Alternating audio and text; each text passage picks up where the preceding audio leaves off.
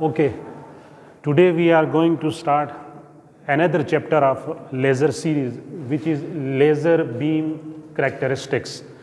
As we know that light emitted from the laser source is totally different as compared to the light emitted from ordinary conventional light sources.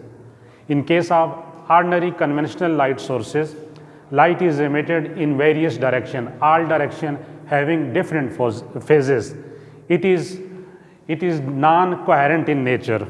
Its intensity is much more smaller as compared to intensity of the light emitted from the laser source. So what are the characteristics of laser beam which distinguish it from ordinary light sources? Because of high directionality, high intensity, degree of coherence, whether they are coherent or non-coherent light, and high degree of monochromaticity distinguish the laser beam as compared to ordinary conventional light sources. So first of all, we discuss directionality and intensity of the laser beam. As we know that when we want to find a aperture of the light or find beam of the light from ordinary light sources, we placed a very small aperture in the path of source. कि अगर आप जो ordinary light sources हैं जिससे multi direction different direction में different phases वाली light produced होती है, रैंडम फेजेस होती हैं, उससे आप अगर लाइट का फाइन बीम ऑब्टेन करना चाहती हैं तो जो सोर्स लाइट प्रोड्यूस कर रहा है आप उसके सामने क्या रखती हैं? फाइन एपर्चर, टाइनी होल रखती हैं। जब उसमें से लाइट पास करती है तो कुछ डायरेक्शन उसकी ब्लॉक हो जाती है और आपको समवेयर जो है ना डायरेक्शनैलिटी मिलती है लाइट की। क्लियर होगी? ये ऑर्डिनरी लाइट सोर्स के लिए है। फॉर एग्जांपल टंगस्टन बल्ब है या लाइट फ्रॉम द ट्यूब है, फ्लोरेसेंस ट्यूब से प्रोड्यूस्ड हो रही है, या डिस्चार्ज लैंप होता है उससे प्रोड्यूस्ड हो रही है, तो आप फाइन एपर्चर रख के, जैसा कि यंग डबल स्लिट एक्सपेरिमेंट में हम टाइनी होल बना के लाइट को नियरली डायरेक्शनल बना लेते हैं, लेकिन लेज़र के अंदर ऐसा नहीं है। लेज़र में हम जानते हैं कि सिलेंड्रिकल कैविटी होती है, जस्ट लाइक दिस मार्कर। बात को ज़रा समझना है। अब इस सिलेंड्रिकल कैविटी के एंड पॉइंट पे रिफ्लेक्टिंग मिरर है और लेजिंग मीडियम इस सिलेंड्रिकल कैविटी के इनसाइड है जहाँ से लेज़र एक्शन होता है metastable state stimulated emission process के तहत। जब लेज़र लाइट उस मीडियम से जो एक्टिव सेंटर है वहाँ से प्रोड्यूस्ड होगी तो जो light axis of the tube central में है, अगर मैं इसको वर्टिकली करता हूँ तो ये एलॉन्ग द थंब आ रहा है। एक्सेस ऑफ द ट्यूब जो लाइट इमिट हो रही है वो तो फाइन बीम और फाइन एपर्चर की फॉर्म में जाएगी।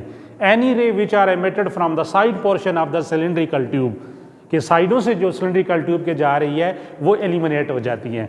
हम उसको प्रैक्टिकल पर्पज में यूटिलाइज नहीं करते हैं। सिर्फ वो डिजायर्ड बीम जो एक्सेस ऑफ द ट्यूब जो है जो एंड मिरर है उस मिरर से बायर आउटपुट के तौर में एज ए गेन प्रोफाइल हमें मिलता है, उसकी डायरेक्शनैलिटी प्रॉपर्टी को क्या किया जाता है? यूटिलाइज किया जाता है। मैंने हल्का सा ये लेज़र सोर्स लाया, सेमीकंडक्टर लेज़र सोर्स, तो इसमें देखें ये भी एक सिलेंड्रिकल कैविटी है, इनसाइड लेजिंग मीडियम है, तो जो आपको आउटपुट मिलेगा वो बिल्कुल डायरेक्शनल जो है ना, देखें ये cross section of the laser है, ये जो डॉट आपको नज़र आ रहा है ना, red dot, this is diameter of the laser beam.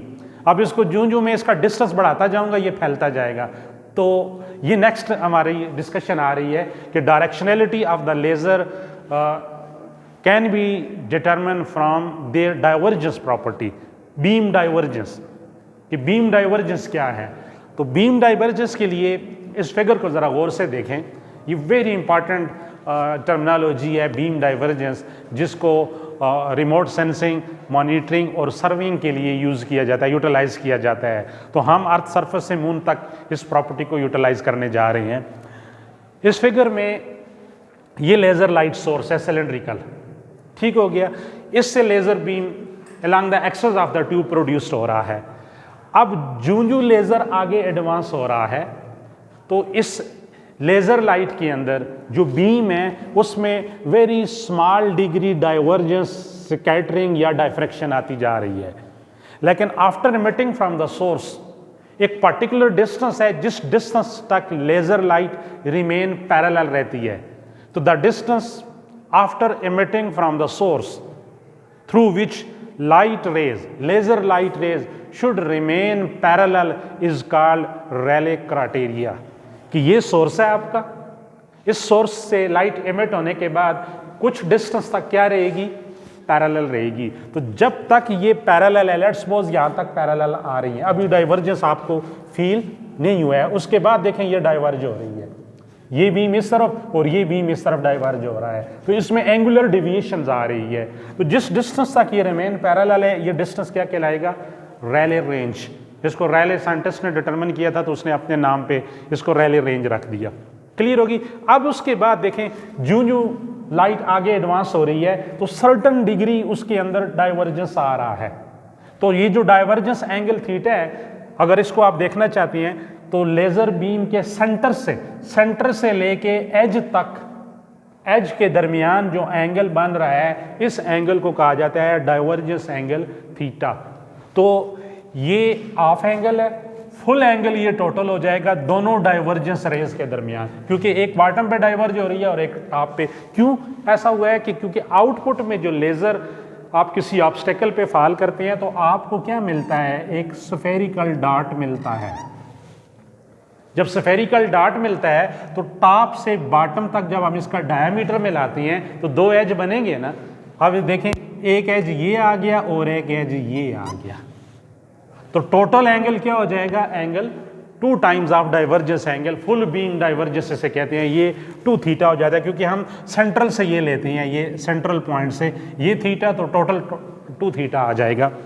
अब यहाँ पे इसकी कुछ प्रॉपर्टीज हैं कि what are those parameters with the help of which divergence property of the laser beam can be determined, or it is a function of which 2 parameters? So divergence is a function of 2 parameters, both important points हैं, size of the beam waist and diffraction or scattering। size of the beam waist यानी जब laser pulse produced होती है laser source से तो उसकी एक waste होती है, उसका डायमीटर, जैसा बंदे की कमर की वेस्ट है ना, पर्सन टू पर्सन ये क्या करती है, वेरी करती है जो है।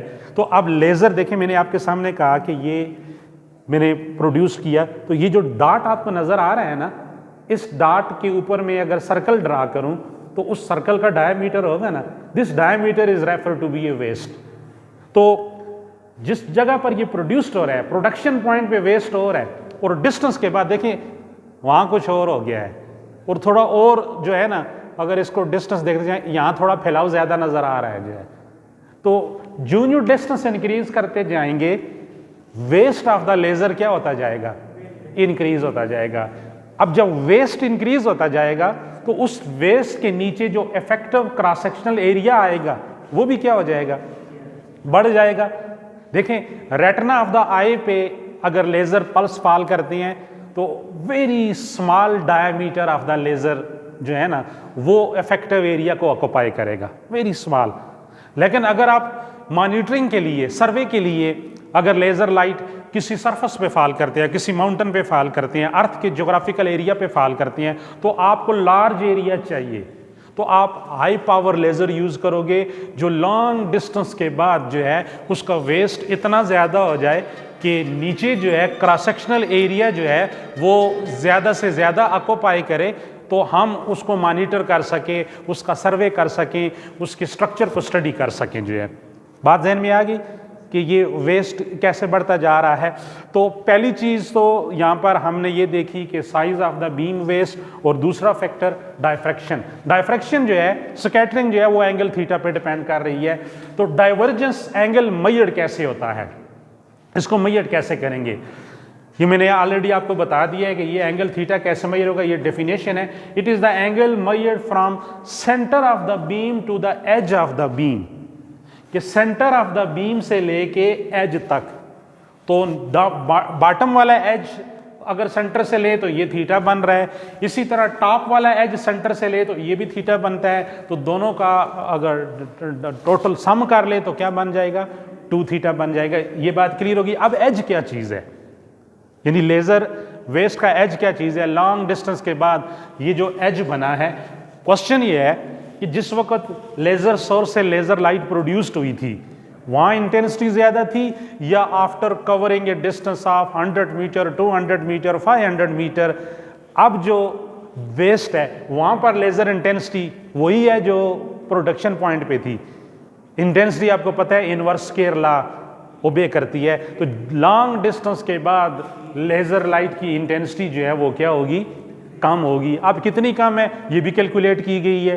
एक्सपोनेंशियल की वैल्यू आप जानते हैं क्या होती है 2.7। तो अगर 1/e हो तो 1/e से क्या मुराद है 1 डिवाइडेड बाई 2.7 ऑलमोस्ट 2.5 टाइम्स यानी 2.7 टाइम्स अपनी ओरिजिनल वैल्यू की निस्बत उसमें क्या आ रही है, कमी आ रही है, डिक्रीज हो रही है। तो एज की डेफिनेशन में करने जा रहा हूं। एंगल मैंने कहा कि सेंटर ऑफ द बीम से edge of the laser waist तक जो एंगल होता है वो थीटा एंगल है। अब एज क्या चीज है, एज की डेफिनेशन है कि it is that location in the laser where intensity of the laser beam after emitting from the source decreases 1/e time to that of at the centre.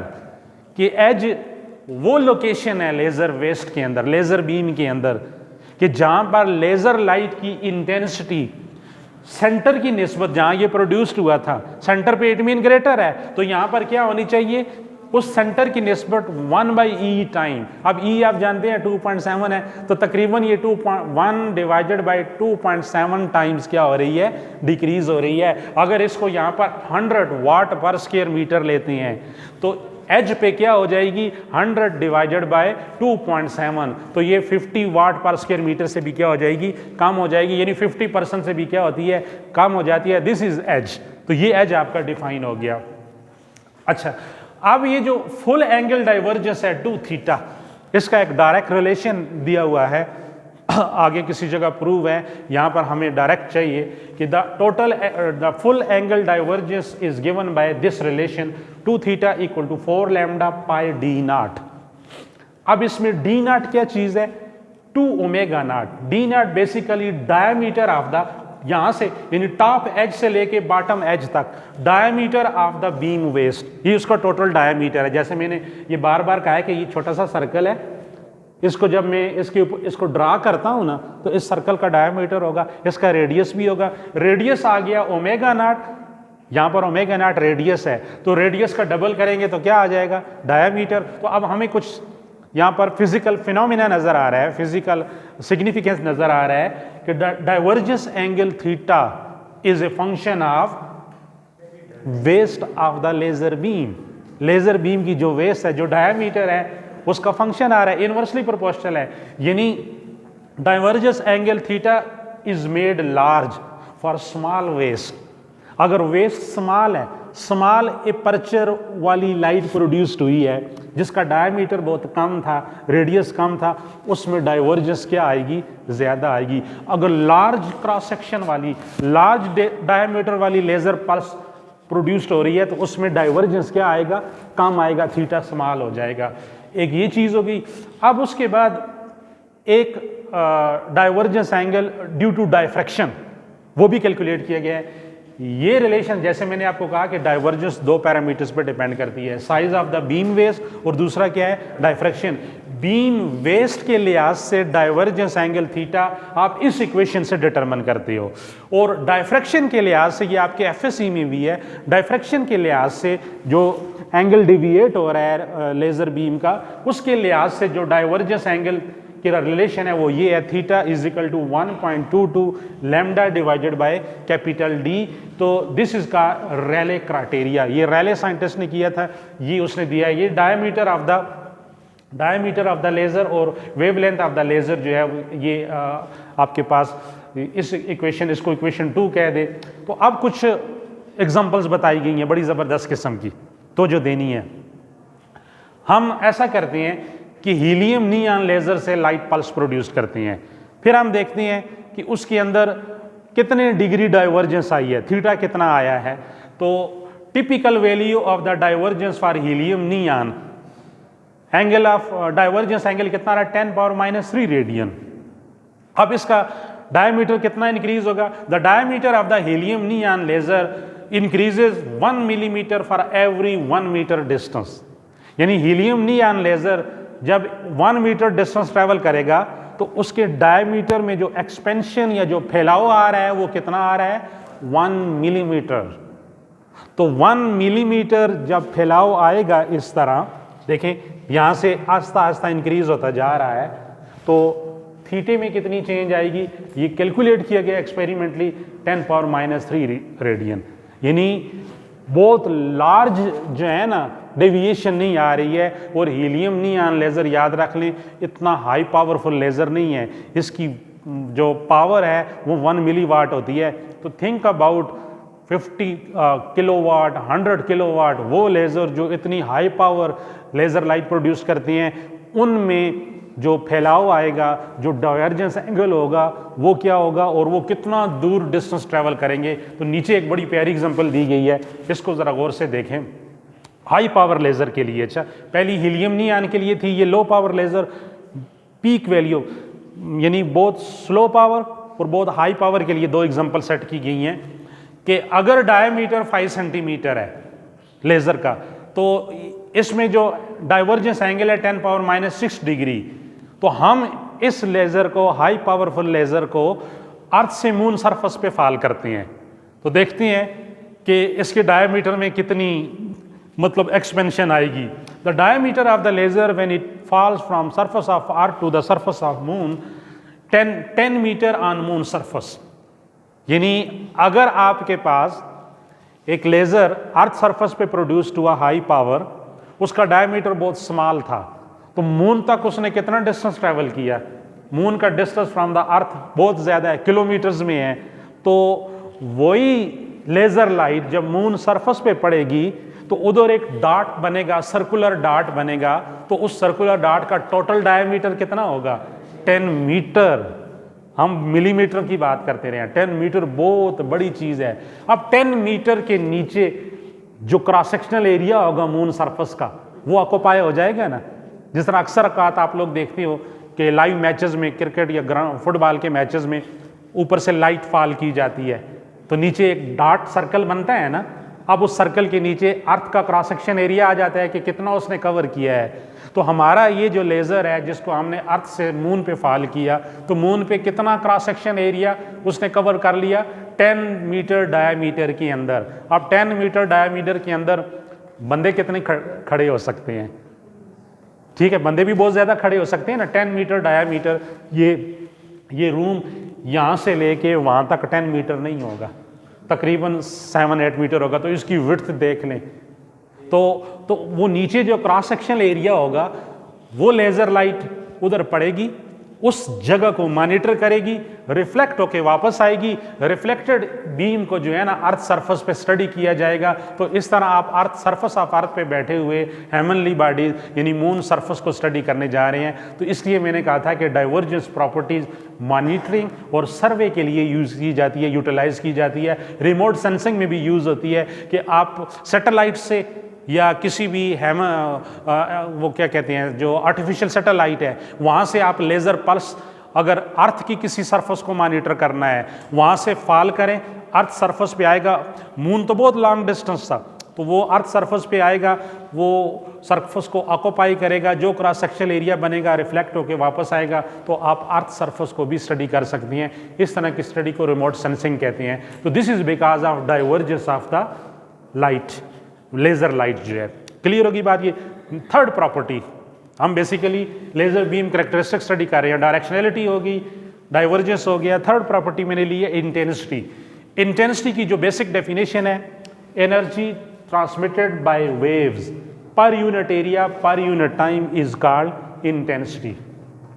अब energy transmitted per unit time, this is called power delivered by the source. कौन सा source? Laser source. तो second definition क्या आ जाएगी? Power delivered by the laser light per unit area. तो that is why it is measured in terms of watt per square metre. Power delivered by the source per unit area. 1 square metre effective area को कितनी amount of power delivered की है laser light ने, that is called intensity of the laser light. तो अब आप imagine करें, मैं एक एग्जांपल करने जा रहा हूँ, आप सोचेंगे कि लेज़र की कितनी हाई इंटेंसिटी और हाई पावर हो सकती है। लेज़र लाइट के लिए पावर और इंटेंसिटी का जो रिलेशन है ये डायरेक्ट रिलेशन है, यानी intensity is proportional to power. यहां पर भी इस डेफिनेशन में भी आ रही है और यहां पर भी आ रही है। और ये जो लेजर के लिए इंटेंसिटी का रिलेशन कैलकुलेट किया गया है वो ये है 10/λ whole square into p, equation 2। इसमें लैम्डा क्या है? Wavelength of the laser light. अब सोर्स टू सोर्स यानी गैस जो गैस लेजर्स हैं उसकी वेवलेंथ और होती है, सॉलिड स्टेट लेजर की और होती है, सेमीकंडक्टर लेजर की वेवलेंथ और होती है। तो हमारे पास जो मोस्ट फेमिलियर लेजर यूज होता है लेबोरेटरी के अंदर वो हीलियम नियॉन लेजर है। मैंने कहा था कि इसकी वेवलेंथ को आप अच्छी तरह रट लें, जो है 6328 एंगस्ट्रॉम। तो if 1 milliwatt helium neon laser is produced in the lab from cylindrical tube, discharge tube, then the wavelength of the most prominent wavelength of the helium neon is found to be 6328 angstrom. Angstrom को metre में convert करें 6328 into 10⁻⁻10 metre, clear होगी बात। और 1 milliwatt यानी power कितनी है? 1 milliwatt. तो मैं इसकी इंटेंसिटी कैलकुलेट करने जा रहा हूं। इक्वेशन 2 में ये वैल्यू डालें तो 10/λ की जगह wavelength whole square into milliwatt, power की जगह 10⁻³ इसको सॉल्व करें तो intensity of the helium neon laser ये आ रही है 2.5 10⁻11 वाट पर स्क्वायर मीटर। याद रख लो 10⁻6 मिलियन होता है, 10⁻9 बिलियन होता है, 10⁻10 10 बिलियन, 10⁻11 100 बिलियन, 100 बिलियन और पीछे 2 भी है तो इसको 2 से मल्टीप्लाई कर दो तो 200 बिलियन वाट पर स्क्वायर मीटर, यानी 1 स्क्वायर मीटर एरिया को कितनी वाट डिलीवर करेगा? 1 मिलीवाट पावर पोजेस करने वाला हीलियम नियॉन लेजर, जो कि रिलेटिवली बहुत ही वीकेस्ट लेजर है। तो थिंक अबाउट जिसकी पावर किलोवाट में होगी उसकी इंटेंसिटी क्या हो जाएगी। तो यहां पर वो कंपैरिजन में आपको बता रहा है कि हीलियम नियॉन लेजर ने जो इंटेंसिटी आपको प्रोवाइड की, अगर यही इंटेंसिटी आप टंगस्टन बल्ब से लेना चाहती हैं, टंगस्टन लाइट बल्ब जो होता है ऑर्डिनरी लाइट बल्ब, तो टंगस्टन बल्ब के टेम्परेचर को आपको कितना बढ़ाना पड़ेगा? 4.6 into 10⁻6 Kelvin, much more closer to the sun surface temperature. Then it will be able to produce high intensity light as does by helium neon with power of 1 milliwatt. तो tungsten bulb जो है आपको ये intensity देगा अगर उसका temperature कितना हो 4.6 10⁻6 केल्विन, जबकि ordinary temperature of tungsten bulb जो है वो कितना है 2000 केल्विन। जब ये रनिंग कंडीशन में होता है, कंटिन्यूस चल रहा होता है, तो इसका टेम्परेचर इतना इंक्रीज हो जाता है, याद रख लो इनसाइड। तो इस तरह इंटेंसिटी के बारे में हम कह सकते हैं कि जो आउटपुट पावर होती है लेज़र जो डिलीवर्ड करता है 1 स्क्वायर मीटर एरिया को, वो वेरी करती है फ्यू मिलीवाट से लेके किलोवाट तक। तो हमने मिलीवाट वाली इंटेंसिटी कैलकुलेट की है, किलोवाट की कैलकुलेट करोगे तो मैंने कहा है कि डायरेक्ट रिलेशन है, इसके ट्रिलियन टाइम ज़्यादा आ जाएगी। तो दैट इज़ वाई ये रिमोट सेंसिंग, मॉनिटरिंग और सर्विंग के अंदर one of the best tools है लेज़र, जिसको हम लोग यूटिलाइज करती हैं एक प्लेस से दूसरी प्लेस तक जो है। तो इसको अगर आप लैब के अंदर एक्सपेरिमेंटली वेरीफाई करना चाहें तो बहुत आसान है। ये मेरे हाथ में लेज़र है, मैं एक ऑब्स्टेकल रखूँगा, कार्डबोर्ड रखता हूँ और लेज़र पल्स फॉल करता हूँ, और इन दोनों के दरमियान, सोर्स और इस बुक के दरमियान में डिस्टेंस मेजर करूंगा, ये वाला डिस्टेंस। और जिधर ये पल्स है, ये जो पल्स आपको नजर आ रही है, डॉट बनाऊंगा मैं, ठीक है। डॉट बना के मैं सर्कल मेजर करूंगा तो सर्कल का डायमीटर आ जाएगा। फिर मैं 20 सेंटीमीटर इसको दूर ले जाऊंगा, फिर ये सोर्स ऑन करूंगा और डिस्टेंस बढ़ गया, फिर मैं ये डॉट के ऊपर सर्कल बनाऊंगा, फिर डायमीटर मेजर करूंगा, फिर थर्ड रीडिंग 20 सेंटीमीटर और दूर ले जाऊंगा, फिर ये लेजर पल्स फॉल करूंगा, डिस्टेंस लीनियर बढ़ता जा रहा है और पल्स जो है ना, इसका साइज और इसकी वेस्ट क्या होती जा रही है, इंक्रीज होती जा रही है। तो इस तरह 7 to 8 रीडिंग लें, आप इसको प्रूव कर लोगे कि with increase of linear distance waist और diameter of the laser beam increases जो है ना, because of their divergence property. तो दिस इज ऑल अबाउट।